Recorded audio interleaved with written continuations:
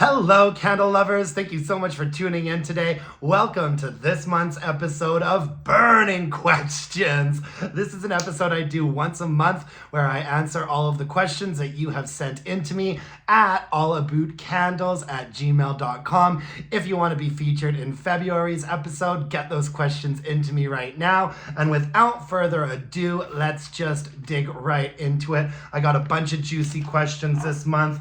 Let's see what is on everybody's mind, shall we? All right.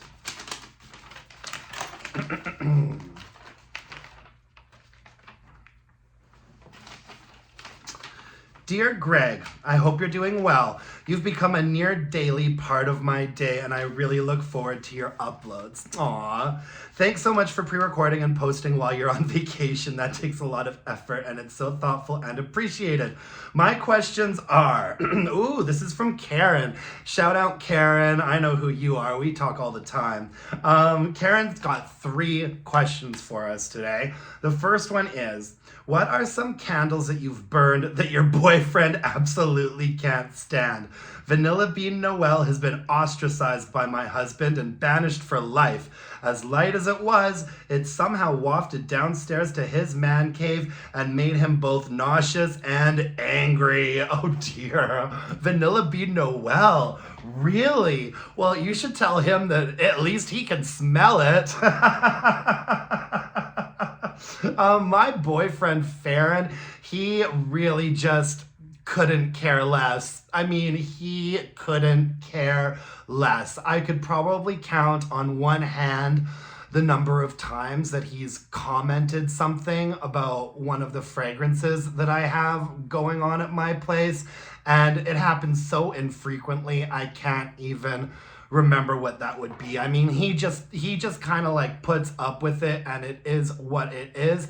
I do wonder though, I wonder what's running through his mind sometimes. I wonder if he is kind of like judging the fragrances and just doesn't say anything. I think the more likely answer is that he just truly doesn't really notice or care that much. No, he's never really been like PU. I think there's been a couple of times where he's been like, ooh, I like that one. He doesn't use candles at his place, but he does use wallflowers. And the wallflower plugin that he likes the most is so random. It's that Love Always Wins fragrance from Bath and Body Works that comes out in like the Pride packaging. I think it's come out for the last like year or two. That's what he uses as a wallflower fragrance. But I think that there's kind of a level of understanding that he just doesn't really get that involved. And I also really just don't think that he cares. Kind of like, you know, his thing, like the things that he like hoards and collects, he likes to pick up random old pieces of furniture. Random pieces of furniture from Facebook Marketplace, something that he might just see laying down on the street. He likes to pick up old pieces of furniture and refurbish them and fix them up. And so quite often his place like looks like some sort of a weird old antique store. And I have just learned to pretty much turn a blind eye to it. I don't say anything anymore. There was a period of time where I would be like, oh, I see you got another big ass weird looking wingback chair. But now I just don't say anything. I just accept it. There's always going to be a lot of weird furniture coming and going. And I guess he's just kind of developed the same sort of acceptance that there's just going to be always a whole bunch of like weird candles and fragrances coming and going all the time. So yeah, no, he's never pointed something out to me that he's like vetoed and been like, you can't ever light that candle again. And I'm grateful for that. Your second question, Karen, have you ever seen red or rusty wick nickels? I bought and burned a spring 2024 candle off of Mercari, and at the end found the wick nickels to look absolutely bloody. Ooh. It was bizarre. The candle itself seemed fine, not warped, and the underside of the lid had been a bit rusted as well. Well, when you're buying candles off of Macari, I guess you kind of have to just be kind of willing and prepared to deal with whatever kind of weirdness might come your way. I have personally never seen rusty or red looking wick nickels. That being said, I really don't buy any secondhand candles or candles off of Macari. If there's something out there that I desperately want, I mean, maybe I've bought secondhand candles like 1 or 2 times when there was something that I really, really wanted, but I don't have that much experience buying secondhand candles, and I've never seen weird red or rusty wicks. I never have. I've got, one of my theories might be just that it's an old candle, metal rusts. If the candle at some point has been frozen, then the wax might have shrunk, which would allow some condensation and some water perhaps inside the vessel, and that could have gotten to the wick nickels and turned them rusty and red. That's possible. Same goes for the lid. You know, if any water has gotten in there throughout the candle's life and the candle has stayed shut, you know, there's always a possibility of rust happening. My advice to you is that if you see weird looking rusty wick nickels, maybe just don't let the candle burn all the way out until it's extinguished itself. Maybe call it a day a little bit earlier than you normally would. If anyone else has encountered red or rusty wick nickels, let me and Karen know in the comments below. That would be much appreciated. What scent notes do you prefer when it comes to perfume or cologne versus candles? Are they similar, or do you find yourself having a completely different scent profile? Yeah, I have a completely different. The fragrances that I like to wear are very different from the fragrances that I like to burn. Some of my favorite colognes are Euphoria by Calvin Klein, Versace for men. So fragrances that I want to wear do tend to lean much more in like the masculine direction. And when it comes to fragrances that I burn or I use for home fragrance, I'll try just about anything, you know, once or twice. And I really do like some more perfumey, shall we say, feminine fragrances in candle form. Like one of my favorite candles right now is Into the Night, and that is a pretty perfumey one. So yeah, definitely a difference. I like to wear more sort of traditional masculine cologne type fragrances. I don't tend to wear quote unquote women's fragrances, although sometimes I do, and I obviously think that anybody should be able to wear whatever kind of fragrance they want to wear regardless of their gender. But my personal preference is like, I like manly, sexy scents on me, you know? I just do. But thank you so much for writing in, Karen. I really appreciate it. All right, moving on. We've got another question here. This one comes from Debbie. It says, Merry Christmas, Greg.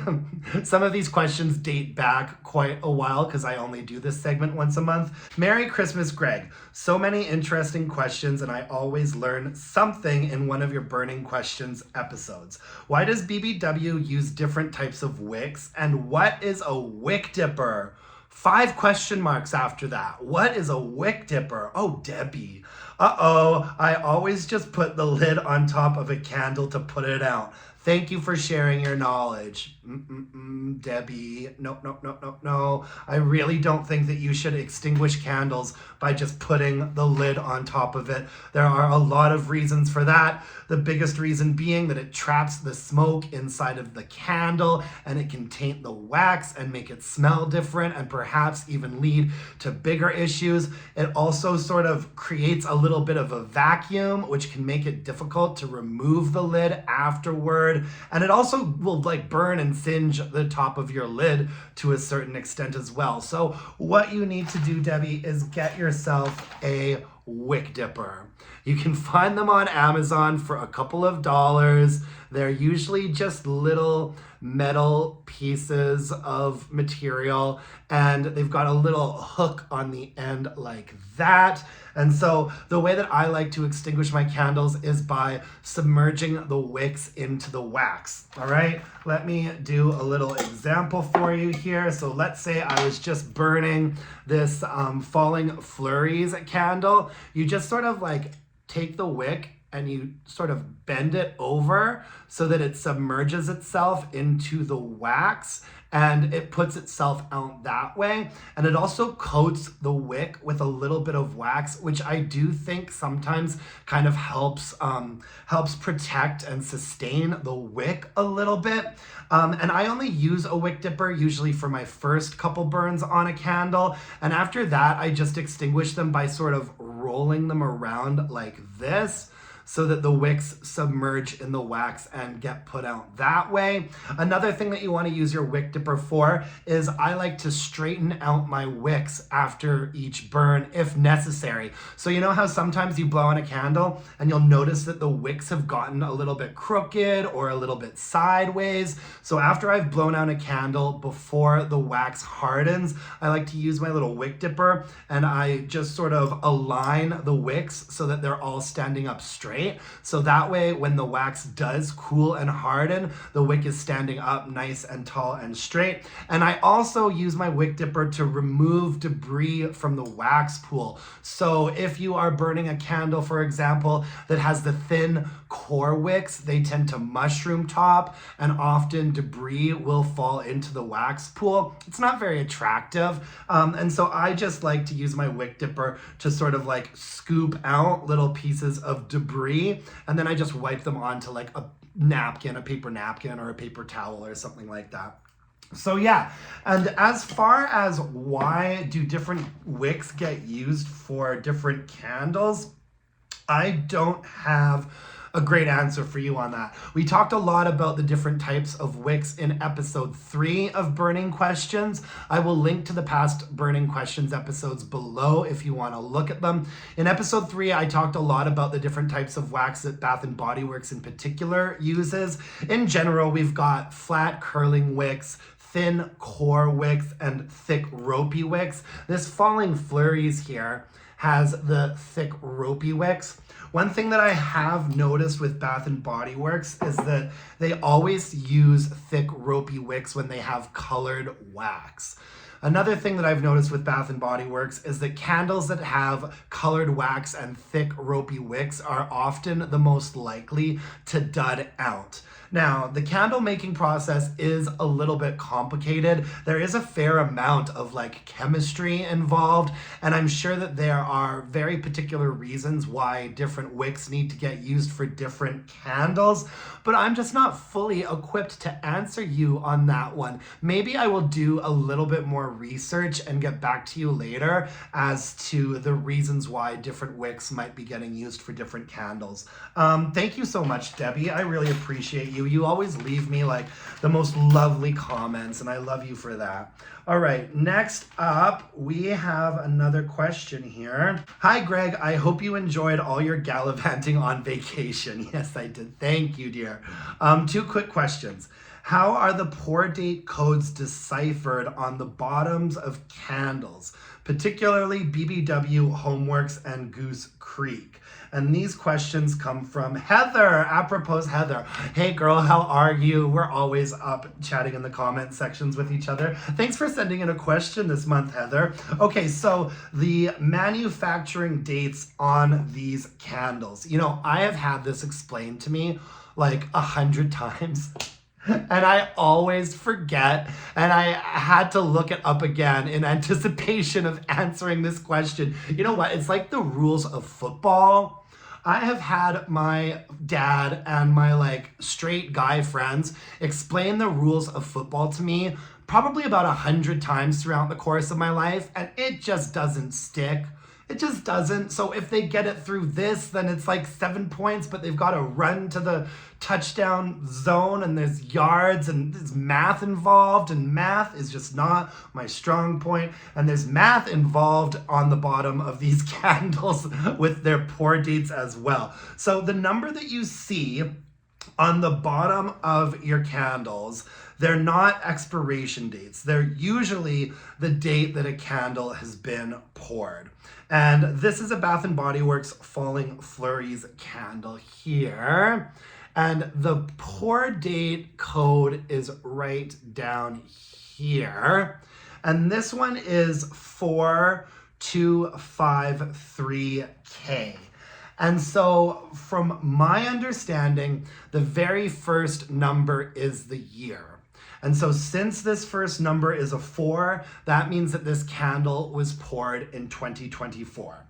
And then the next 3 digits are the number of the day of the year that the candle was poured. Okay? So if the next number was a 2, that means that it would have been poured on January 2nd, 2024. The number on the back of this candle, there's a 4, so it was a 2024 pour. And then it was poured on the 253rd day of 2024. And so that puts us in what? August? Oh, God. You're making me do math, Heather. Yeah, I think that would put us somewhere around August, the 253rd day of the year. So yeah, they don't make it easy. I think it would be really great and I don't see the need to like, I don't know, kind of hide things or not be super transparent about a pour date. I think it would be great if all the candle companies just had a stamp on the bottom. This candle was poured on so-and-so date, 2024, whatever. But they don't do that. They tend to make it a little bit more complicated for us. So this candle was poured on the 253rd day of 2024, which puts it somewhere around August 2024, which sounds about right for this candle. When it comes to Goose Creek, they use basically exactly the same system. So this one was poured on 2024. So if you see on the bottom of this Goose Creek candle right here, we've got the code right here. And the number is 4276. And so that would mean that it was poured in 2024 on the 276th day of 2024. And so once again, that puts us somewhere in August or September, I believe. And that kind of checks out for this candle as well.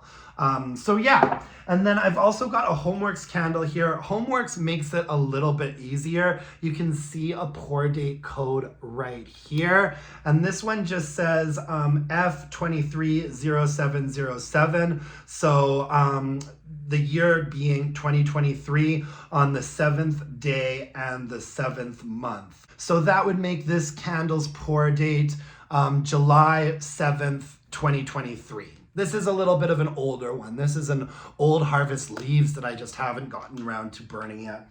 Oh God, I love Harvest Leaves from Homeworks. This is a good one. I've been ignoring my Homeworks candles for the last little while, you guys. I don't even know why. I've got quite a few Homeworks candles in my little stash right now, and I just haven't not been getting around to burning them. So I'm gonna have a little bit more Homeworks coverage coming up in like this spring here. Anyways, that was your first question, Heather. And your second question is, if you don't mind my asking and you care to share, what is your full-time job when you're not creating content? Thanks so much. I wish you great health and happiness in the new year, Heather. Oh, Heather, thank you so much for sending me a question. I really appreciate it. I don't talk very much about my job on this channel. And part of the reason for that, I actually just accepted like a brand new position with a brand new organization, which is part of the reason why I've been so busy lately. But I work as an engagement specialist. I'm an engagement specialist, and I do deal with subject matter that is quite confidential and kind of heavy in nature. And so it's just not something that I get into a lot on my channel. If you need more details, Heather, hit me up with another email, girl. I'll get back to you. I did notice we're starting to get some nosier questions in the burning questions segment, and I live for that. That's fine by me. I'll answer whatever I can. Let's get into this next letter here. see. I wonder who it could be from.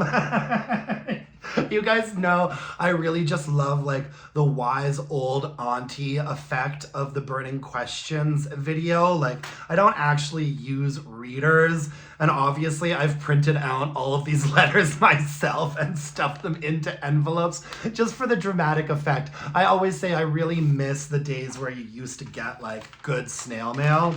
All right. Let's see, what do we have here? Hi, Greg, I swear you're one of the only actual people I email regularly at this point. Oh my God, it's Angela. Hey, Angela. Angela has a wonderful channel called Boots and Mascara. Boots and Mascara. Search her out, find her, follow her. She does lots of really great candle content. One of the things I love about her channel is that she covers a lot of stuff that she has in her stash from like previous years, which is something I do a fair bit too. If you are a real true candle nerd, I highly recommend her channel.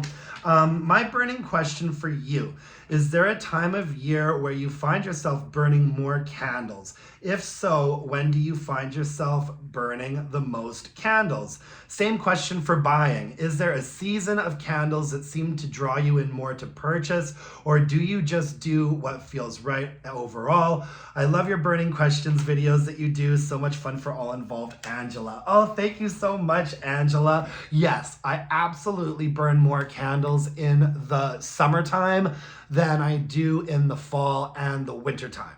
The summertime is my favorite time for burning candles.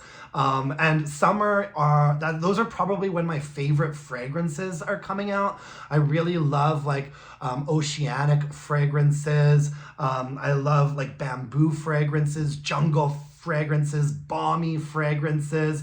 I think my very, very favorite would have to be summer. And I do burn more candles in the summertime because, as you guys know, I'm not a big wax melter.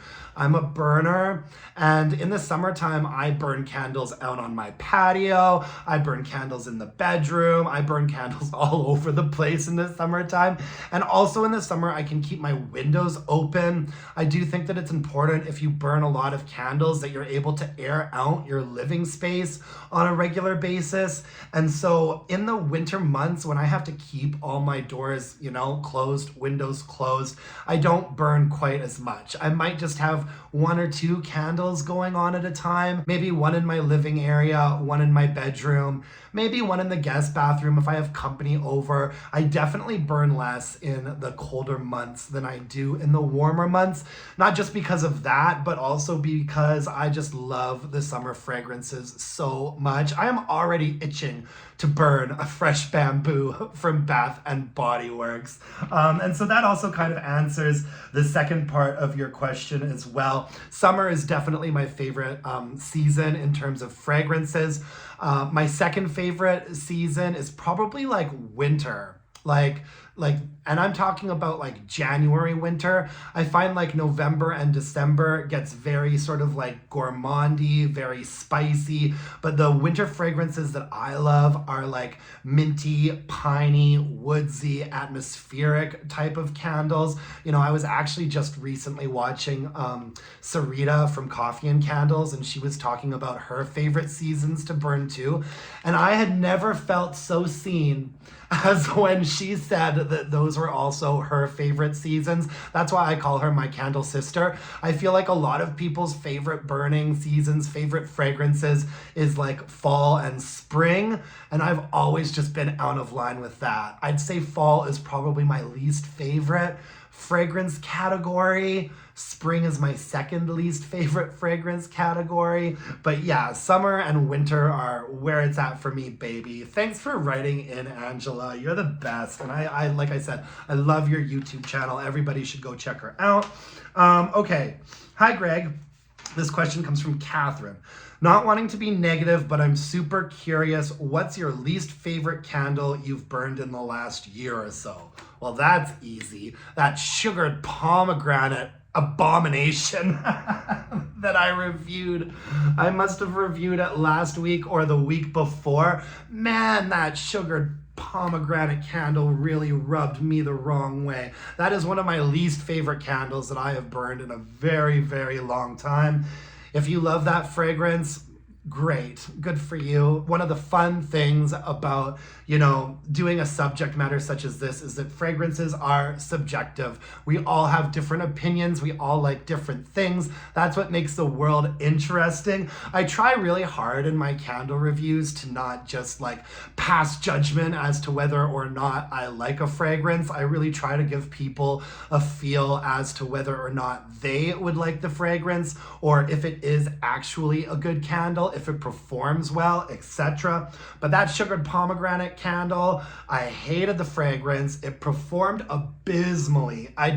Nothing about it was good. You know what? Every now and then, Catherine, you got to be a little bit negative to let something off your chest. And that sugared pomegranate. Oh, if you want to see the most scathing review that I've ever done of a candle, go look at my sugared pomegranate review. Okay, now we have a question from Jake in Vancouver. And Jake says, "Hi Greg, can you help settle an argument between my boyfriend and myself? Just wondering if you prefer the top bunk or the bottom bunk." This is a very cheeky question, Jake. I have always been a top bunk guy myself. I've always called dibs on the top bunk. However, if I have been bunking with someone for a really long time, and once in a while they want a turn in the top bunk, I will occasionally take the bottom bunk. But for the most part, I'm a top bunk kind of guy. Jake. Cheeky minx. This is from Jason in Toronto, but we'll be moving to Calgary soon. Yay! Let's go for a cute lunch, Jason. Happy New Year's, Greg. Would you be open to doing more cologne reviews? I love when you review the BBW colognes, but I know you have a much more extensive collection than just BBW colognes. Would love to hear your thoughts on more brands. Thanks, Jason. Thanks for writing in, Jason. I have been considering doing more cologne reviews because I have a lot of cologne. I go through a lot of cologne, and not just BBW. I do review and purchase the occasional BBW cologne, but I have a pretty extensive collection of like really nice men's cologne fragrances, and I have kind of wanted to start maybe branching out and doing a couple cologne reviews. And so what I actually did was I put a poll up on the community tab of my channel. If you haven't voted yet, you can go and vote. And I asked if people would like me to do the occasional cologne review or if I should just stick to candles. And the results after a couple of days, about 100 people voted. And the results were about 25% of people said, no thanks, just stick to doing candles. And about 75% of people voted, yeah, do some cologne reviews. And so, I really do want to keep the channel on topic as much as I can. And the focus is always going to be all Aboot candles. But I do think I'm going to start doing a couple more not Aboot candles segments on Wednesdays and maybe talk a little bit more about some of my favorite men's fragrances and do some reviews of them. I have posted reviews for like First Sight and Vanilla Noir from Bath & Body Works, and those two videos are two of the most popular videos that I've uploaded on my channel. And so in April's gonna be the 1-year anniversary of all Aboot candles, and I do believe that in order to keep like a train like this moving, you kind of like need to start mixing things up, creating new content, switching things up a little bit. And so I am gonna do a couple more cologne reviews once in a while. Nothing major. I'm talking like maybe one a month, maybe 1 or 2 a month.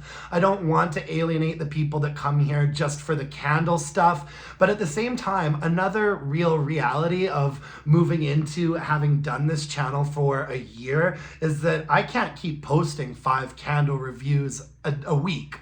You know, for the most part, I am posting 5 candle reviews a week, and that is just not going to be sustainable moving into the second year of this channel. And so it's not going to be like I'm going to review a cologne instead of reviewing a candle. It's going to be like I'm reviewing a cologne because I don't have a candle to talk about today, because I've already reviewed about 275 candles on this channel. You know what I mean? So thank you, Jason. I'm glad that you're interested in hearing me talk about fragrance in a different way. That really means a lot. And I do think that you will be seeing more men's cologne reviews coming out of this channel in the year of 2025. There's going to be a little bit more cologne coverage coming from me. All right, folks. Anyways, that's all the questions that I got over the last month. If you want to be featured in February's episode of Burning Questions, email your burning questions to allaboutcandles@gmail.com. Thank you so much for joining me today. I really appreciate it. If you could hit me up with a like, if you could comment below if I got anything wrong, if you can lend your expertise to any of these questions, please chime off in the comments below. Thank you for everybody who participated. These are one of my favorite videos to do. I always think they're so much fun. And I will be back tomorrow with a candle review, so stay tuned for that. And until next time, my dear, gorgeous, and beautiful candle-loving friends, let's burn some candles and bitch about it. Thanks, you guys. Bye now.